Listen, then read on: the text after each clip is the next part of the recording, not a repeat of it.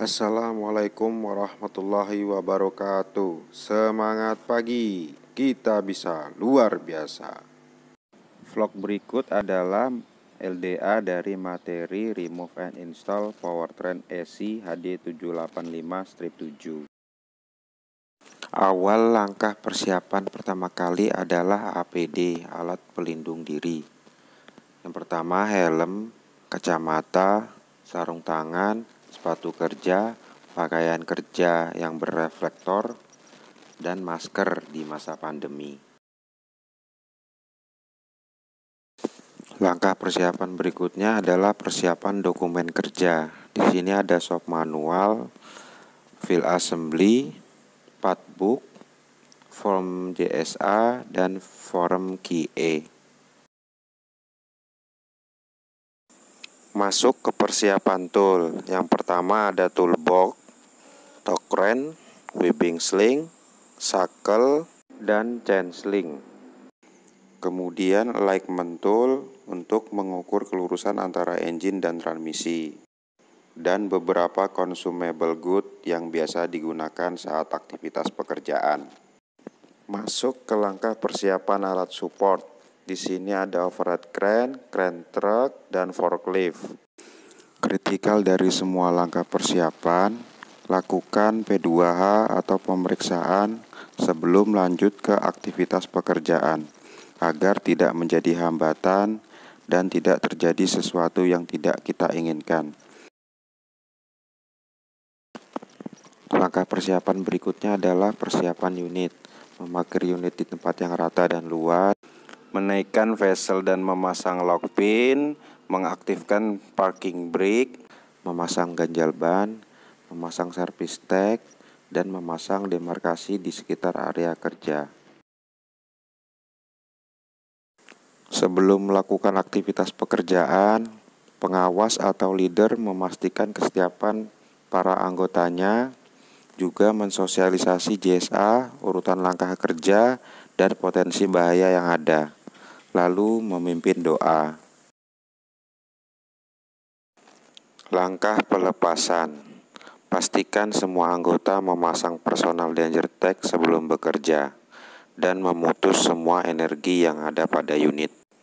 Langkah berikutnya adalah melepas negatif baterai, mengeluarkan oli transmisi dan hidrolik, melepas pelindung bawah transmisi, melepas drip shaft depan, melepas drip shaft belakang, melepas semua hose yang terhubung dengan transmisi, melepas semua pipa yang terhubung dengan transmisi, melepas semua soket dan klem kabel yang terhubung dengan transmisi, melepas baut transmisi depan dan belakang, pasang sling rantai, dan angkat transmisi letakkan di stand yang telah disediakan.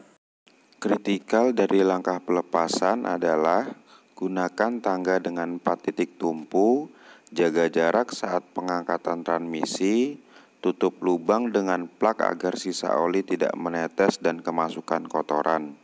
Jaga selalu komunikasi dua arah saat proses pekerjaan, pisahkan baut komponen yang berbeda. Hati-hati terhadap tekanan yang tersimpan dalam sistem, gunakan tampungan saat proses pekerjaan yang berhubungan dengan cairan atau oli. Gunakan selalu kacamata saat proses pekerjaan. Berikan tanda pada komponen yang kemungkinan bisa tertukar. Masuk ke langkah pengecekan dan pengukuran.